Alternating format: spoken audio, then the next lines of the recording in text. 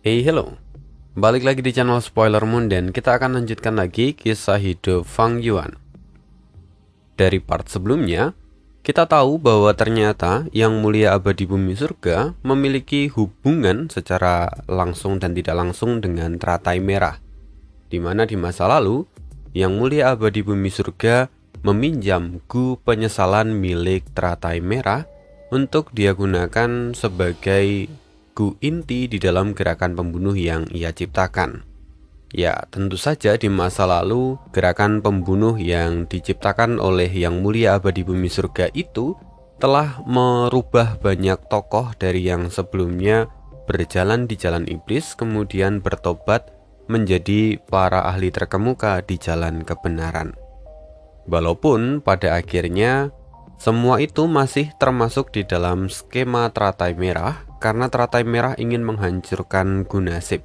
Melalui bantuan dari bumi surga secara tidak langsung, akhirnya teratai merah bisa menghubungkan warisan dari bumi surga langsung menuju ke warisan dari teratai merah, yang tentunya ditujukan untuk Fang Yuan, di mana Fang Yuan adalah sosok yang diramalkan oleh teratai merah sebagai orang yang akan menghancurkan Gu Nasib.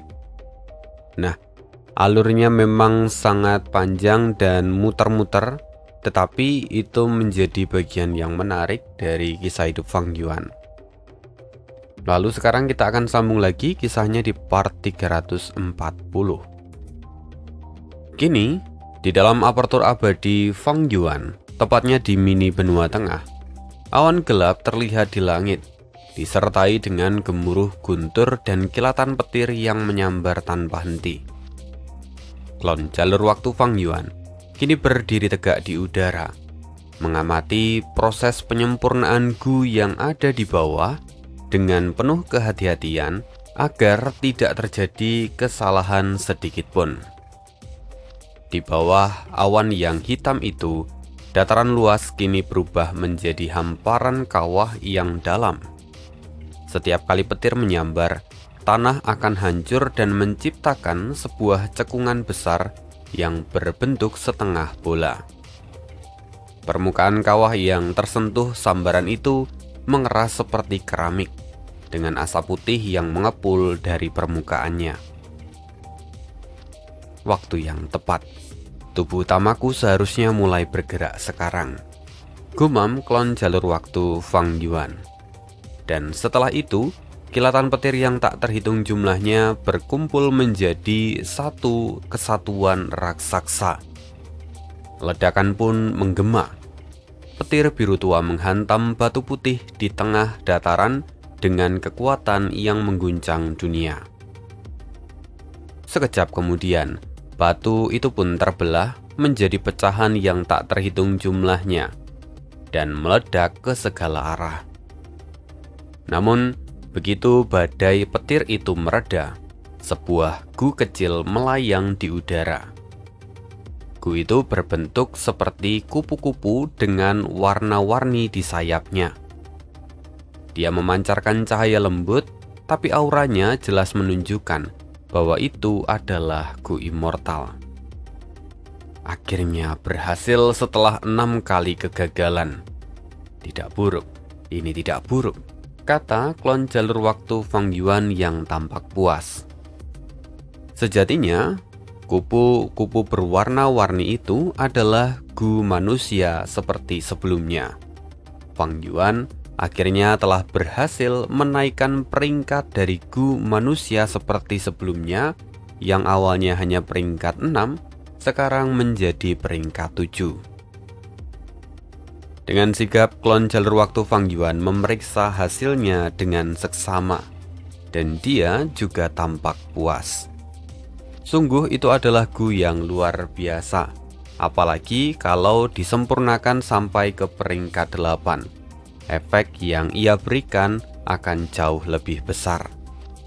Tetapi saat ini, Fang Yuan ataupun klon jalur waktunya sudah puas dengan peringkat 7 ini. Kenapa? Karena kalau dia harus menyempurnakan ke peringkat 8, jelas sumber daya yang dibutuhkan akan sangat besar. Dan tentu untuk saat ini Fang Yuan tidak mampu menanggungnya. Apalagi sekarang fokus Fang Yuan adalah menaikkan sebagian besar Gu peringkat 6 yang ia miliki menjadi Gu peringkat 7.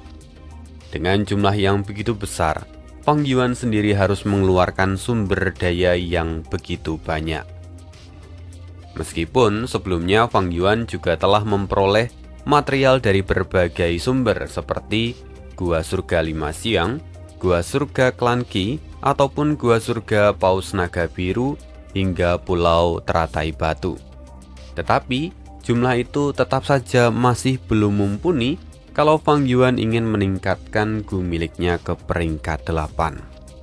Ya, meskipun jumlahnya sangat besar, tetapi sesungguhnya semua itu belum cukup untuk meningkatkan semua Gu Fang Yuan ke peringkat 7. Tapi untungnya, karena Fang Yuan sudah mendapatkan Gu penyesalan dan dia sudah membangun formasi penyempurnaan Gu, semuanya dapat tercover. Kalau perhitungan Fang Yuan tepat, dalam waktu dekat, semua Gu peringkat 6 yang ia miliki bisa ditingkatkan ke peringkat 7. Kenapa begitu? Karena formasi penyempurnaan Gu yang Fang Yuan buat itu dapat memberikan asuransi. Ketika penyempurnaan gagal, maka sekitar setengah material yang digunakan akan kembali. Itu adalah jumlah yang luar biasa dalam proses penyempurnaan yang gagal. Dengan begitu, maka Fang Yuan bisa cukup berhemat, dan karena itu dia bisa meningkatkan lebih banyak Gu yang ia punya. Nah, sekarang setelah penyempurnaan Gu manusia seperti sebelumnya selesai, Fang Yuan melanjutkannya dengan penyempurnaan Gu landscape kembali semula. Di saat yang sama, Bai Ning, Halo Lan, dan yang lain kini juga menjalankan kultivasi mereka. Mereka saling bertukar petunjuk, berbagi pengalaman, dan juga berusaha beradaptasi dengan perubahan kekuatan yang diberikan oleh gerakan pembunuh diri masa depan. Di bawah pengaruh gerakan pembunuh diri masa depan, kekuatan mereka pun dalam sekejap meningkat dengan tajam. Kekuatan mereka semua kini telah mencapai puncak peringkat 7. Ya, titik ini adalah batas dari kemampuan gerakan pembunuh diri masa depan. Yang artinya, kalau mereka ingin meningkatkan kekuatan mereka lagi hingga mencapai peringkat 8, mereka harus berusaha sendiri untuk bisa melakukan terobosan. Namun meski begitu, mereka terus memperkaya diri dengan pengalaman, sehingga mereka bisa cukup kuat di dalam pertempuran. Dan dengan ini, Fang Yuan juga bisa tenang, karena kali ini dia tidak harus menghadapi semua bahaya sendirian. Dia bisa memanfaatkan para bawahannya untuk ikut bertarung dan memperkuat kekuatannya di medan perang. Dengan perkembangan ini, tentu saja Fang Yuan merasa puas, dan dia juga terus melakukan penyempurnaan. Walaupun terkadang Fang Yuan juga pergi menggunakan Gu perjalanan abadi meninggalkan Pulau Teratai Batu. Hal ini sebelumnya tidak bisa dilakukan menggunakan Gu perjalanan abadi ketika Fang Yuan berada di Sungai Waktu. Tetapi karena sekarang dia menjadi pewaris dari Pulau Teratai Batu, maka Fang Yuan memiliki akses khusus sehingga dia dapat keluar masuk Sungai Waktu dengan menggunakan Gu perjalanan abadi. Ya, intinya keuntungan itu baru dia dapatkan setelah dia mewarisi Pulau Teratai Batu. Nah, dengan begini, maka posisi Fang Yuan relatif lebih aman. Karena Fang Yuan sendiri tidak perlu terlalu mengkhawatirkan pengadilan surgawi untuk sementara waktu. Fang Yuan bisa terus fokus untuk meningkatkan kekuatannya. Ditambah, Fang Yuan juga berencana di sela-sela waktu dia akan mencari Pulau Teratai Batu yang lainnya. Singkatnya, waktu pun berlalu tanpa terasa. Dan beberapa bulan kemudian, di perbatasan selatan, ledakan menggetarkan bumi. Batu-batu terlempar ke segala arah, ketika parit bumi yang baru telah muncul. Dari sana, aura Gu Immortal menyebar ke seluruh penjuru. Gu Immortal liar itu akhirnya muncul, kata salah seorang immortal yang kini berdiri di atas awan. Selain dia, ada dua orang lain yang juga menunggu di sana. Mereka bertiga tampak berkompromi. Sebelumnya mereka sudah membuat kesepakatan bahwa mereka akan bertarung secara adil dan tentu tidak akan melukai satu sama lain. Mereka memiliki metode tersendiri untuk menentukan pemenang di antara mereka. Kenapa mereka melakukan itu? Semuanya karena kebijakan Lu Weiyin. Setelah kekacauan yang dibuat oleh Fang Yuan, Lu Weiyin lalu menjadi pemimpin dari aliansi perbatasan selatan. Sejak itu juga mereka menjadi satu kesatuan yang kokoh. Walaupun tentu masih ada kekhawatiran dan keresahan di antara mereka, tetapi secara umum mereka mensepakati bahwa tidak boleh ada pertarungan yang merugikan. Karena ketika mereka saling melemahkan, yang dirugikan bukan hanya klan ataupun wilayah selatan, tetapi juga diri mereka. Sejak itu, kehidupan para immortal di perbatasan selatan menjadi jauh lebih harmonis. Sementara itu, di pengadilan surgawi, Pri Ziwei tampak sangat gembira setelah menerima laporan. Istana naga telah ditemukan. Ini kabar yang baik.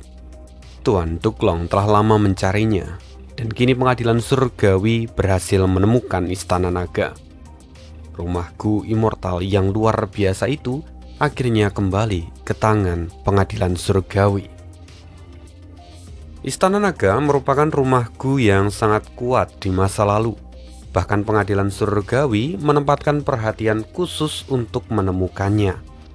Rumah Gu ini memiliki hubungan yang dalam dengan Tuan Duklong. Aku harus segera memberitahunya.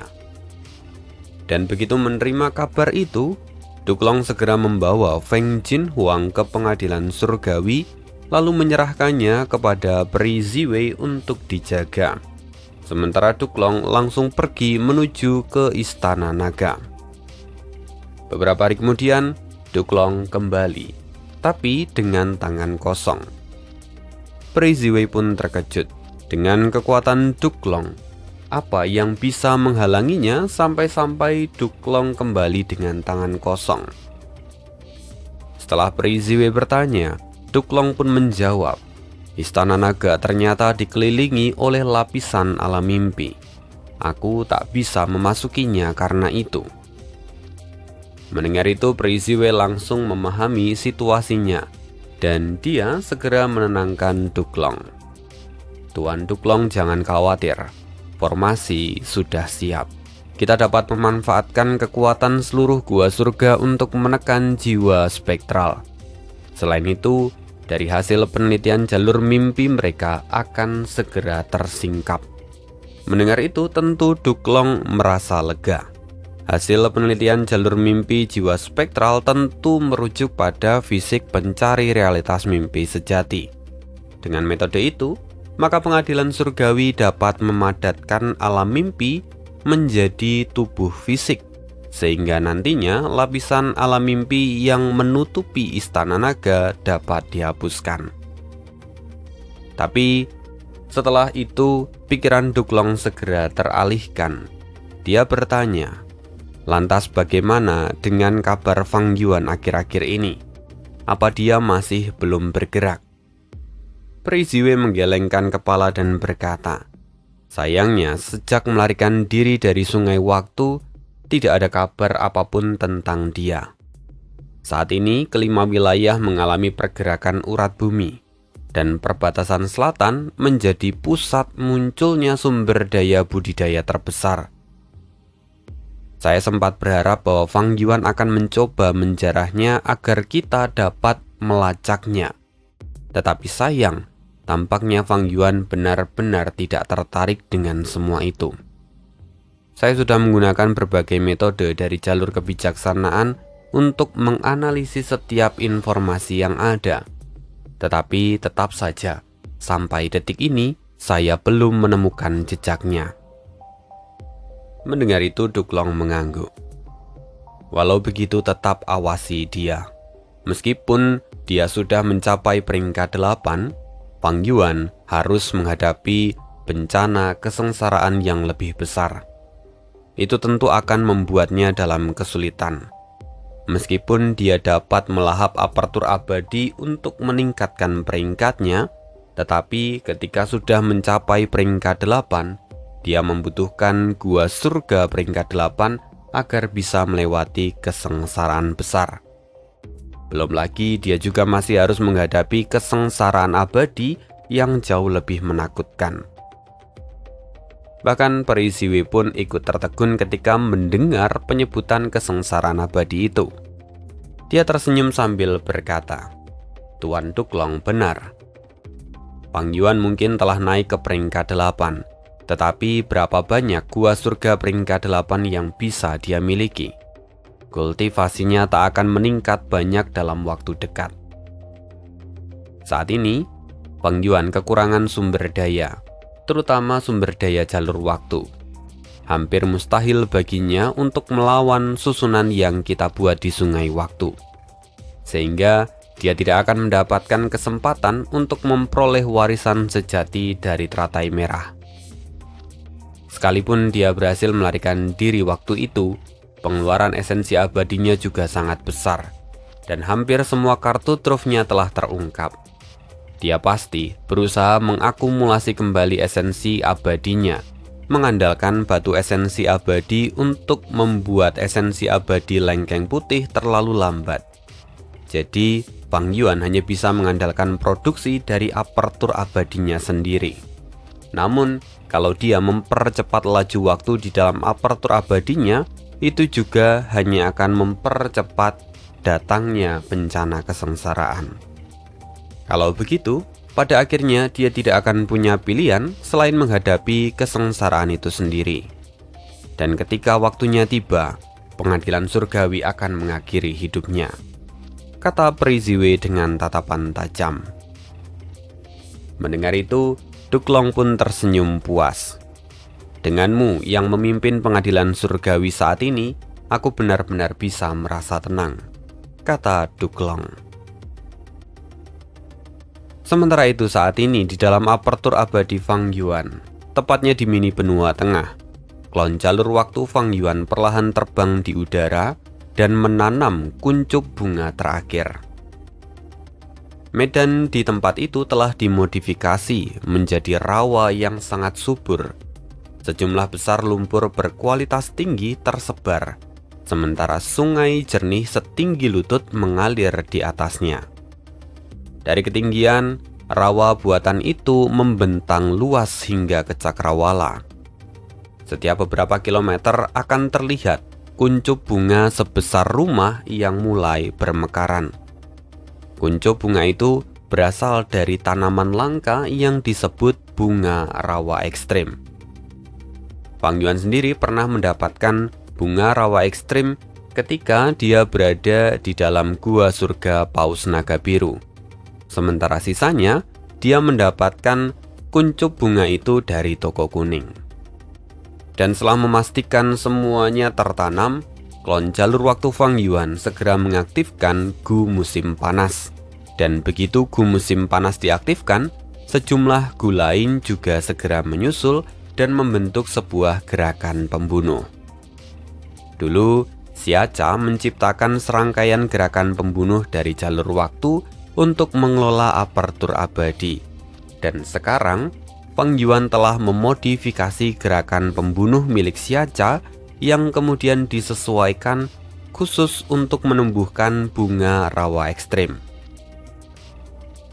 Ketika gerakan itu terus diaktifkan, seluruh lingkungan perlahan berubah. Cahaya matahari menjadi lebih terik, suhu di tempat itu meningkat dengan cepat, dan udara pun mulai terasa kering.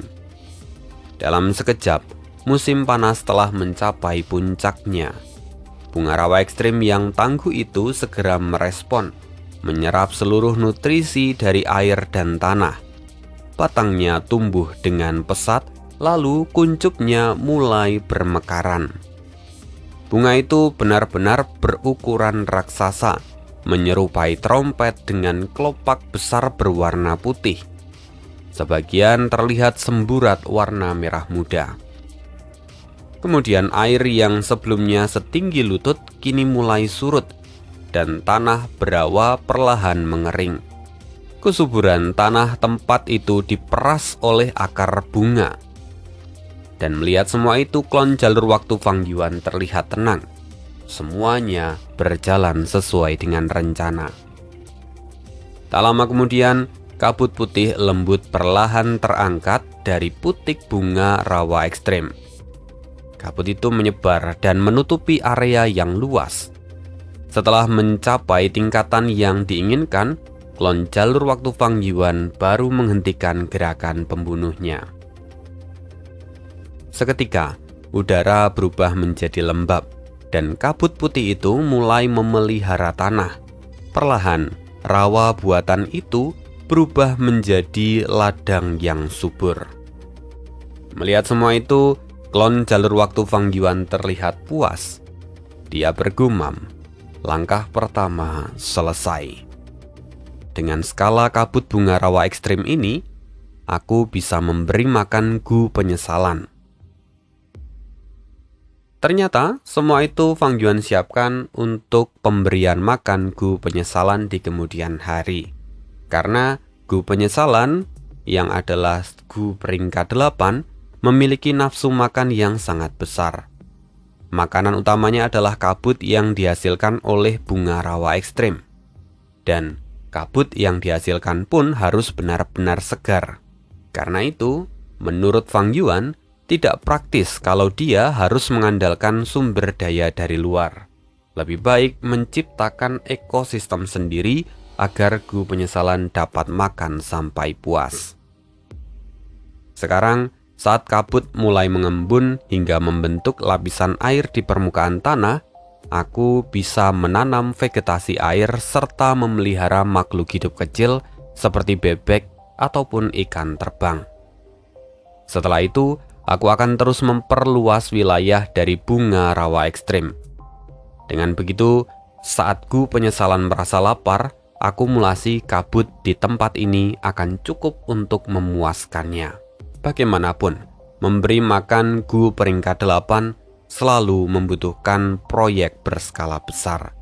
Dan ini adalah yang Fang Yuan lakukan. Dengan area rawa ekstrim ini, pengembangan apertur abadi telah mencapai 18%.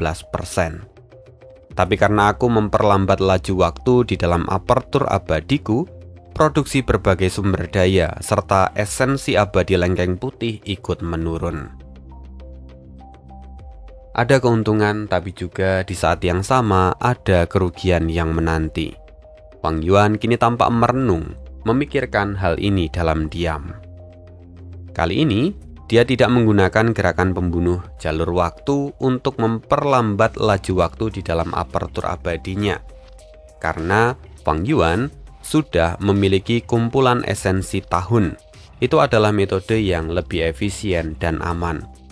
Cara ini tidak menguras esensi abadi dan juga tidak memiliki kelemahan seperti halnya gerakan pembunuh jalur waktu. Fang Yuan sendiri dapat menyesuaikan laju waktu di dalam apertur abadinya kapanpun dia mau. Meski aku perlu mengumpulkan esensi abadi, aku tak bisa memperlambat waktu secara berlebihan. Jika tidak, kesengsaraan abadi akan datang terlalu cepat. Meski laju waktu melambat, aku masih dapat mengelola apertur abadiku dengan baik dan memperkuat pondasiku, memperluas inti asal dan meningkatkan produksi esensi abadi lengkeng putih.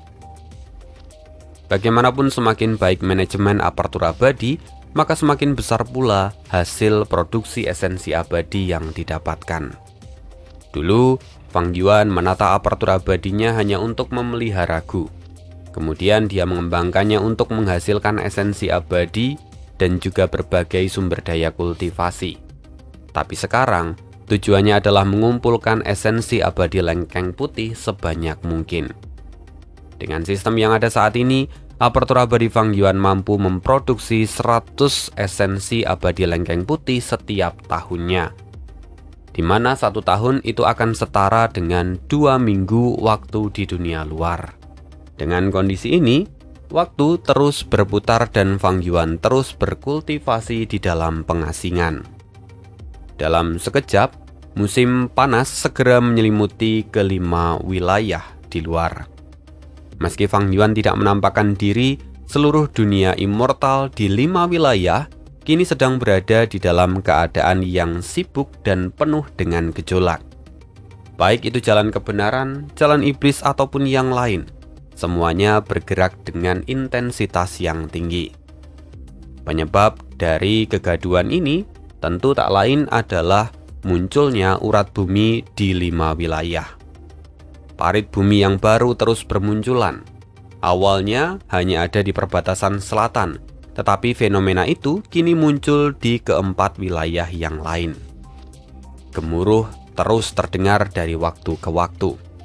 Dan salah satu karakter yang menghadapinya secara langsung adalah Hong Yi. Ya, dia adalah karakter yang dulu keberuntungannya terikat dengan Fang Yuan. Dia berulang kali hampir terjatuh ke dalam urat bumi. Tetapi karena keberuntungannya yang tinggi, dia berhasil lolos. Saat ini pun keadaannya sama.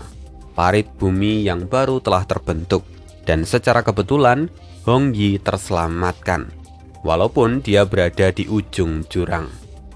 Wajah Hong Yi tampak masam. Sejak kapan gempa seperti ini terjadi di dunia? Aku hampir mati. Nafasnya terasa berat. Dia perlahan berdiri. Tubuhnya masih gemetar karena ketakutan. Tatapannya kini melihat ke depan, menelusuri jurang hitam yang ada di depannya. Kini seluruh benua tengah tampaknya diguncang oleh gempa dalam beberapa waktu terakhir. Jurang-jurang seperti ini terus bermunculan. Gumam Hong Yi. Kini seluruh dunia bisa merasakan perubahan besar yang sedang mengguncang ke-5 wilayah. Dan di tengah keheranannya, Hong Yi kembali dibuat terkejut. Apa itu? Dari balik kabut debu, Gu Immortal liar perlahan terbang keluar. Tubuhnya berlumuran darah dan sayapnya yang ada di punggung terlihat robek. Gu itu berusaha keras untuk tetap melayang. Tapi sayang tubuhnya goyang ke kanan dan ke kiri, sampai akhirnya dia kehilangan kekuatan dan jatuh di depan kaki Hong Yi. Hong Yi pun tertegun, matanya membelalak tak percaya. Inilah pertemuan pertama Hong Yi dengan Gu Immortal liar. Sementara itu di pengadilan surgawi, Peri Ziwei menjerit. Cahaya ungu pekat meledak dari tubuhnya, menyinari seluruh istana surgawi. Bersamaan dengan itu, seluruh pengadilan surgawi bergetar hebat. Sebuah kekuatan besar tak berbentuk mengalir deras ke dalam formasi abadi yang mengurung jiwa spektral. Formasi itu bergemuruh, memancarkan tekanan yang luar biasa. Sementara jiwa spektral berusaha melawan dengan segala kekuatannya. Walaupun pada akhirnya dia tak mampu menahan ekstraksi paksa atas ingatan terdalamnya. Dalam waktu singkat, akhirnya Peri Ziwei berhasil memahami rahasia dari teknik fisik pencari realitas mimpi sejati. Walaupun energinya terkuras, wajah Peri Ziwei kini tampak benar-benar bahagia. Bagaimanapun dia telah bekerja keras tanpa henti dalam beberapa hari terakhir. Upayanya untuk meneliti warisan jalur mimpi milik Sekte Bayangan akhirnya membuahkan hasil. Dengan meminjam kekuatan penuh dari pengadilan surgawi, dia berhasil memecahkan misteri besar itu. Dan kini kerja kerasnya telah terbayar. Di saat yang sama di Gua Surga 5 Xians, tawa Fang Yuan pun ikut menggema. Akhirnya aku berhasil memahami sepenuhnya gerakan pembunuh bentuk surga. Siapa yang menyangka bahwa efek dari gerakan ini sungguh luar biasa. Dengan gerakan pembunuh ini, kultivasiku bisa meningkat pesat. Masalah bencana kesengsaraan pun akan terselesaikan. Fang Yuan menatap bangau putih yang ada di sampingnya dan dia tampak puas. Bagi Fang Yuan, gerakan pembunuh bentuk surga itu datang pada saat yang paling tepat. Dan setelah itu, Fang Yuan pun bergegas. Dalam waktu singkat, Fang Yuan tiba di surga putih. Seekor bangau putih terlihat indah berputar di udara, melayang anggun di sekitar Fang Yuan sambil mengeluarkan seruan panjang nan merdu. Fang Yuan dapat mengendalikan bangau itu hanya dengan pikirannya. Aku akhirnya bisa menggunakan gerakan pembunuh peringkat 9 ini. Fang Yuan tersenyum tipis lalu kemudian berujar lembut. Pergilah. Bangau itu mengepakkan sayap besarnya dan melesat ke depan dengan gesit. Tapi belum terlalu jauh, bangau itu mulai berputar dan sambil terus melantunkan seruan khasnya. Bibir Fang Yuan melengkung tipis. Di saat yang sama, dia menerima serangkaian informasi yang mengalir dari bangau itu. Informasi itu berisikan gambaran rinci tentang pemandangan di dalam Gua Surga 5 Xiangs. Rupanya, Fang Yuan kali ini tengah melakukan uji coba pada gerakan pembunuh yang baru dia dapatkan. Gerakan pembunuh bentuk surga memang bukan teknik ofensif ataupun defensif, melainkan gerakan pembunuh tipe investigasi. Target pendeteksiannya mencakup segala sesuatu yang ada di surga putih. Jangkauan pengamatannya luas dan jauh melampaui batas persepsi normal Fang Yuan. Dengan kemampuan ini, Fang Yuan dapat menjarah berbagai sumber daya langka di surga putih tanpa hambatan. Kemampuan deteksinya juga sangat tajam, begitu kuat sampai mampu menemukan gua surga tersembunyi. Selama gua surga itu berada di wilayah surga putih, gerakan pembunuh ini dapat mendeteksinya, bahkan meski pintunya sedang tertutup. Begitu bangau putih itu melintas di dekatnya, maka dia mampu membaca gambaran di dalam gua surga itu. Tapi lebih dari semua itu, ada satu keuntungan terbesar dari gerakan pembunuh bentuk surga, di mana gerakan pembunuh ini sama sekali tidak mengonsumsi esensi abadi selama proses pengamatan. Gerakan pembunuh peringkat 9 ini adalah warisan dari surga pencuri dan memang adalah sebuah gerakan yang luar biasa. Kemampuan deteksinya terasa sangat alami. Walaupun kalau Fang Yuan ingin masuk ke dalam gua surga itu secara paksa, ya dia masih harus mengeluarkan esensi abadi. Singkat cerita, di situ Fang Yuan karena sedang melakukan uji coba, dia mulai mengalirkan esensi abadi lengkeng putih ke dalam bangaunya. Seketika seluruh tubuh bangau itu memancarkan cahaya lembut yang memukau. Fang Yuan terbang mendekat dan membiarkan cahaya itu melingkupi dirinya. Pada saat yang sama, cahaya putih samar muncul di dalam gua surga 5 Xiang. Dan dalam beberapa tarikan nafas, Fang Yuan kini sudah berada di dalam gua surga 5 Xiang. Prosesnya begitu halus tanpa ada hambatan sedikit pun. Bahkan kalau misalnya Fang Yuan menggunakan gerakan ini untuk menyusup ke gua surga milik musuh, dapat dipastikan musuh tidak akan siap akan kedatangan Fang Yuan. Karena memang untuk masuk ke dalam gua surga 5 Xiang sebelumnya, Fang Yuan tidak menimbulkan keributan apapun. Artinya, gerakan ini sesungguhnya sangat luar biasa dan Fang Yuan bisa menggunakannya ketika memang itu dibutuhkan. Kini Fang Yuan tampak menatap sekeliling dan bergumam. Penggunaan esensi abadi dalam gerakan ini memang cukup tinggi. Tetapi mengingat aku hanya seorang peringkat 8 sementara gerakan pembunuh ini adalah peringkat 9, pengeluaran esensi abadi ini masih bisa diterima logika. Fang Yuan benar-benar puas. Singkatnya, Fang Yuan bisa menyimpulkan bahwa uji coba pertama gerakan pembunuh bentuk surga telah berhasil dengan sempurna. Masuk ke dalam tanah terberkati ataupun gua surga tanpa persiapan yang matang, jujur saja itu adalah sesuatu yang sulit dilakukan. Tetapi kini, dengan gerakan pembunuh bentuk surga, Fang Yuan bisa melakukannya dengan mudah. Dengan gerakan pembunuh ini, Fang Yuan membuka opsi yang sangat banyak untuk perkembangannya di masa depan. Dia bergumam, dalam rentang sejarah yang begitu panjang, berapa banyak immortal peringkat 8 yang telah muncul. Meskipun tidak mudah untuk mencapai peringkat 8, jumlah mereka sama sekali tidak sedikit sepanjang jutaan tahun ini. Ketika dulu anak-anak Renzu menghancurkan 7 surga abadi yang lain, maka yang tersisa hanyalah surga putih dan surga hitam. Jadi sejak saat itu, para immortal peringkat 8 maupun peringkat 9 pada dasarnya hanya memiliki 2 pilihan untuk menempatkan gua surga mereka. Belum lagi para fan rebel. Bahkan saat mereka masih berada di peringkat 8, apertur abadi mereka seringkali ditempatkan di surga putih ataupun hitam. Seiring berjalannya waktu tak diragukan lagi, sebagian besar gua surga itu masih eksis di dalam surga putih ataupun surga hitam. Bagi Fang Yuan, gua surga ini adalah suplemen yang sempurna untuk apertur abadi berdaulat miliknya.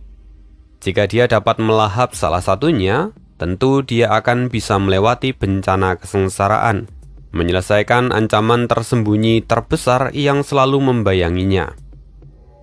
Tapi tentu saja, ada syarat yang harus dipenuhi, bahwa Fang Yuan harus terlebih dahulu menemukan gua surga itu dan mengetahui lokasi dari bukaan abadinya, serta juga memiliki kemampuan untuk melahapnya. Selain itu, gua surga itu juga tidak boleh termasuk yang telah menelan fragmen dari 9 surga. Karena gua surga yang telah melahap fragmen 9 surga akan mengandung kehendak surga yang tidak bisa disingkirkan. Fang Yuan tidak mungkin melahap gua surga seperti itu. Maka dari itu, gua surga 5 siang dan juga gua surga Heaven sudah dicoret dari daftarnya. Adapun untuk gua surga Laut Qi milik klan Qi, meskipun gua surga itu tidak melahap fragmen 9 surga, tapi Fang Yuan tidak bisa melahapnya karena pencapaian Fang Yuan pada jalur Qi masih terlalu rendah. Ya, masih ada banyak hal yang harus Fang Yuan penuhi. Maka Fang Yuan sadar bahwa melahap gua surga Laut Qi tidak bisa dilakukan dalam waktu dekat. Meski begitu, Fang Yuan tidak khawatir. Dia masih penuh dengan percaya diri. Dia bergumam, bagaimanapun masih ada gua surga yang cocok untukku sekarang. Keyakinan ini bukan tanpa dasar, karena Fang Yuan sendiri memiliki gerakan pembunuh bentuk surga. Selain itu, dia juga memiliki pengalaman dari 500 tahun kehidupan pertamanya di dunia Gu.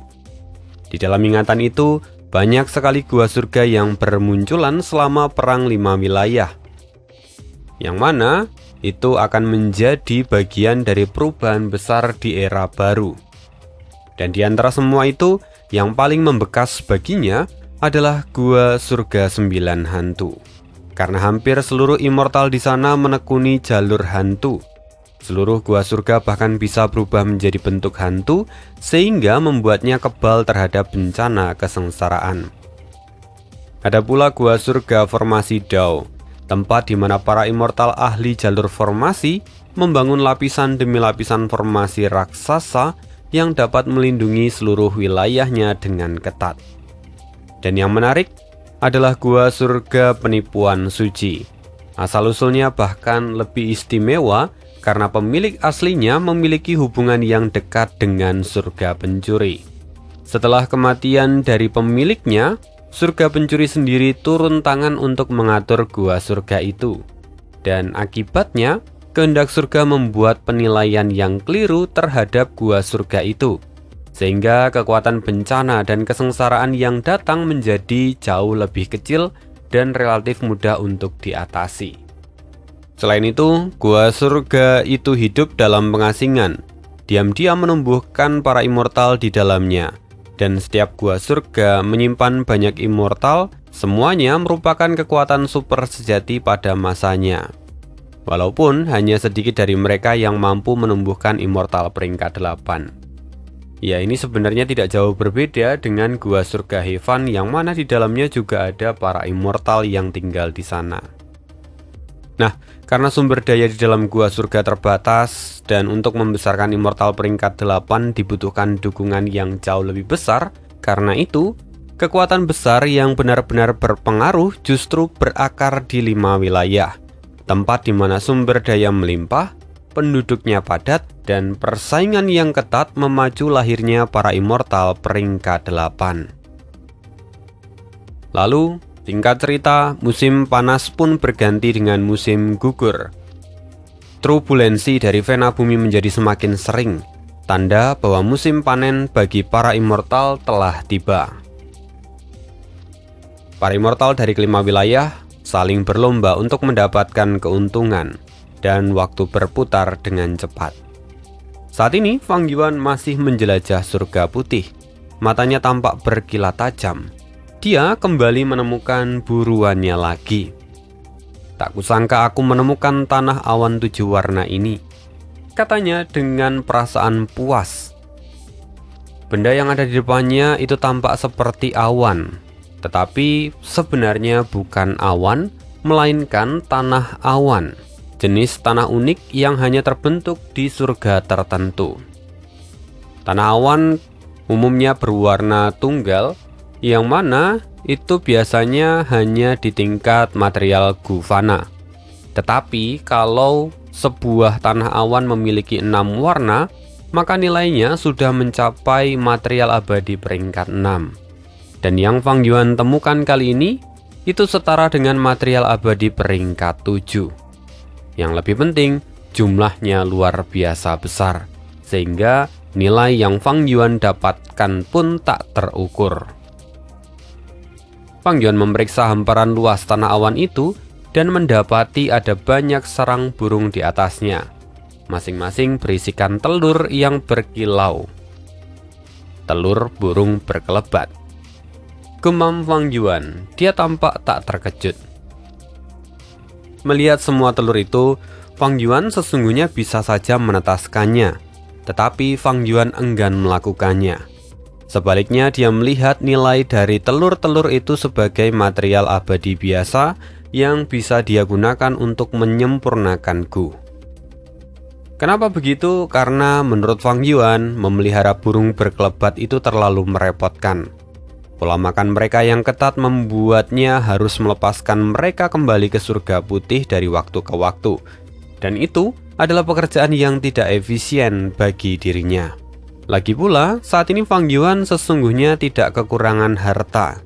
Dia tidak membutuhkan keuntungan kecil semacam itu. Pada akhirnya, Fang Yuan lebih memilih untuk menggunakannya untuk menyempurnakan Gu saja. Dan tak terasa, sudah lebih dari 1 bulan sejak Fang Yuan berhasil menyempurnakan gerakan pembunuh bentuk surga. Selama waktu itu, dia telah berkelana di surga putih, mencari berbagai material abadi dan menyempurnakan Gu di dalam apertur abadi miliknya. Walaupun hanya 1 bulan di dunia luar, tetapi di dalam apertur Fang Yuan, waktu yang berjalan sudah hampir 2 tahun. Dan dalam rentang waktu itu, Fang Yuan telah meraih kemajuan besar dalam proses penyempurnaan Gu-nya. Dia telah berhasil menaikkan manusia seperti sebelumnya, landscape kembali semula, kekuatan diri, penarik gunung, penarik air, keberuntungan kotoran anjing, keberuntungan waktu, dan yang lainnya dari peringkat 6 menjadi peringkat 7. Kini Fang Yuan sedikit mengubah rencana penyempurnaan Gu-nya. Memprioritaskan peningkatan jalur keberuntungan itu lebih utama. Selama beberapa waktu terakhir, dia juga memperoleh hasil yang besar di surga putih, mengumpulkan banyak material abadi, yang mana sebagian besar merupakan efek dari jalur keberuntungan. Lalu selain meningkatkan peringkatnya melalui penyempurnaan Gu, Fang Yuan juga terus meningkatkan teknik penyempurnaan Gu-nya sendiri. Dia menguasai banyak resep dan memahami berbagai metode perbaikan Gu. Tetapi tetap, kekurangan pengalaman itu akan menjadi masalah, maka Fang Yuan terus mengasahnya melalui praktik. Selama masa ini juga, Fang Yuan berulang kali menaikkan peringkat Gu immortalnya. Dari proses itu, Fang Yuan menemukan banyak kendala dan menyempurnakannya satu persatu. Dia juga mengembangkan berbagai teknik baru yang lebih cocok untuk dirinya. Kini, pemahaman Fang Yuan terhadap penyempurnaan Gu meningkat tajam dan tingkat keberhasilannya pun melonjak drastis. Di saat yang sama, pena bumi di 5 wilayah masih terus bergejolak. Para immortal berlomba-lomba mengumpulkan material abadi dan juga Gu immortal. Suasana di dunia saat ini benar-benar ramai dan menggairahkan. Tapi, melihat semua itu, Fang Yuan sudah mengambil keputusan bahwa dia tidak akan pergi ke 5 wilayah. Dia akan tetap berada di surga putih untuk saat ini. Karena menurut Fang Yuan, kalau dia ikut memperebutkan sumber daya di parit bumi, dia hanya akan mengungkapkan dirinya pada dunia luar dan itu bisa memancing keributan bahkan melibatkannya dalam pertempuran. Jika itu sampai terjadi, berapa banyak esensi abadi yang harus ia keluarkan dan berapa banyak kartu truf yang harus ia gunakan hanya untuk melarikan diri. Karena itu, Fang Yuan lebih memilih untuk berada di surga putih. Dengan stabil, dia mempertahankan pendapatannya dan meningkatkan kekuatannya. Apalagi bertarung melawan para immortal itu jauh lebih sulit dibandingkan dengan menghadapi para binatang buas. Karena kalau bertemu dengan binatang buas abadi misalnya, Fang Yuan bisa saja memilih untuk memutar dan menghindari binatang buas itu. Tetapi kalau para immortal akan sulit dilakukan, apalagi dengan campur tangan dari para immortal perbatasan selatan serta pengadilan surgawi. Ya, daripada buang-buang waktu, lebih baik dia terus meningkatkan kekuatannya di surga putih. Ditambah lagi ada satu faktor di mana Fang Yuan lebih suka di surga putih karena deteksi bentuk surga yang ia miliki sangatlah luas. Bahkan dapat menemukan banyak makhluk hidup serta tumbuhan tersembunyi. Memang gerakan pembunuh peringkat 9 ini mampu mendeteksi gua surga, sehingga menemukan binatang, buas, dan tanaman langka itu juga bukan hal yang sulit. Pada dasarnya, menjelajahi 5 wilayah di situasi sekarang itu memang memiliki keuntungan yang besar, karena memang ada banyak sekali material abadi yang keluar. Tetapi yang menjadi pertimbangan Fang Yuan, situasi saat ini sangatlah berbahaya. Dan kalau dibandingkan mendapatkan material abadi dari parit bumi atau menjelajahi surga putih, jelas bagi Fang Yuan, menjelajahi surga putih itu jauh lebih menguntungkan. Selain itu, kalau memang Fang Yuan membutuhkan sesuatu, dia bisa mengakses toko kuning. Kenapa? Karena saat ini toko kuning menjadi sangat ramai. Setelah kemunculan parit bumi, banyak orang yang mendapatkan material abadi ataupun Gu immortal, sehingga perdagangan di sana menjadi sangat ramai. Bahkan, menurut Fang Yuan, saat ini perdagangannya 10 kali lipat lebih besar daripada perdagangan di hari biasa. Ditambah satu alasan lagi, di mana kalau memang Fang Yuan membutuhkan Gu immortal yang sudah dimiliki orang lain, tentu dia akan lebih memilih untuk merampasnya dari orang itu secara langsung. Karena saat ini Fang Yuan juga memiliki tangan hantu pencuri hebat, yang mana tentu bisa membuat dia mencuri Gu milik siapapun. Ya, memang kalau dipikir secara logika, lebih baik Fang Yuan berada di surga putih dan terus meningkatkan kekuatannya. Sementara itu di pengadilan surgawi, formasi raksasa perlahan berhenti berputar. Peri Ziwei tampak membuka matanya, dan cahaya yang tajam melintas di dalam. Gerakan pembunuh pengganti jiwa. Kecerdikan yang luar biasa, gumam Peri Ziwei. Sebelum dia beranjak, dia kembali menatap jiwa spektral sejenak. Selama beberapa hari terakhir, Peri Ziwei terus menjarah ingatan dari jiwa spektral dan menyerap hasil penelitiannya serta kultivasi seumur hidup yang telah ia kembangkan. Peri Ziwei tak bisa menahan kekagumannya terhadap bakat luar biasa yang dimiliki oleh jiwa spektral. Bahkan dengan segala sumber daya pengadilan surgawi, mereka tetap tidak dapat menandingi pengetahuan jiwa spektral pada jalur jiwa. Memikirkan semua itu, Priziwe bergumam. Sayang sekali, sekarang dia hanyalah seorang tahanan. Sungguh menyedihkan. Dia adalah yang termiskin di antara para Venerables di masa lalu. Seandainya ketika itu dia benar-benar sudah mati, namanya pasti akan dikenang dengan kemuliaan. Tapi sekarang, bahkan kematian pun tampaknya enggan untuk menerimanya. Mengingat keangkuhan jiwa spektral yang tetap menolak tunduk, Priziwe tampak menggertakkan gigi dengan geram. Ia yakin bahwa jiwa spektral masih menyimpan hasil penelitian penting pada jalur mimpi. Priziwe bergumam, sekarang kami memiliki keunggulan waktu. Persiapan konvensi jalur penyempurnaan juga telah selesai. Gunasip akan segera dipulihkan seutuhnya. Dan kalau saat itu tiba, jiwa spektral akan jatuh dalam belenggu nasib dan tidak akan punya jalan untuk melarikan diri. Masa depan era besar akan menjadi milik pengadilan surgawi. Priziwe lalu beralih pada Feng Jinhuang. Setelah memperoleh data fisik pencari mimpi sejati, mereka berencana untuk memanfaatkan Gu Immortal milik Feng Jinhuang untuk membuat gerakan pembunuh yang sesuai dengannya, supaya dia bisa menyingkirkan alam mimpi yang mengunci Istana Naga. Priziwe juga tidak hanya menyimpulkan gerakan pembunuh itu, dia bahkan melakukan deduksi bersama dengan Feng Jinhuang. Kenapa Priziwe mengajak Feng Jinhuang? Tujuannya adalah mempercepat pertumbuhan dari Feng Jinhuang. Tapi tak seorang pun yang menduga bahwa setelah deduksi itu berhasil, Feng Jinhuang justru menemukan cara untuk meningkatkan tubuh pencari realitas mimpi sejati, dan kemudian menciptakan bentuk baru yang sempurna, di mana tubuh pencari realitas mimpi sejati itu dapat bertahan tanpa batas waktu. Ini adalah prototipe yang bahkan jauh lebih baik daripada milik Sekte Bayangan. Melihat semua pencapaian itu, Priziwe pun bahkan sampai bergumam. Bakat dari seorang calon Venerable memang sesuatu yang tak boleh diremehkan. Di hadapan mereka, bahkan aku hanyalah manusia biasa. Itulah kisah hidup Fang Yuan hari ini. Kisah hidup yang agak lompat-lompat ke sana kemari.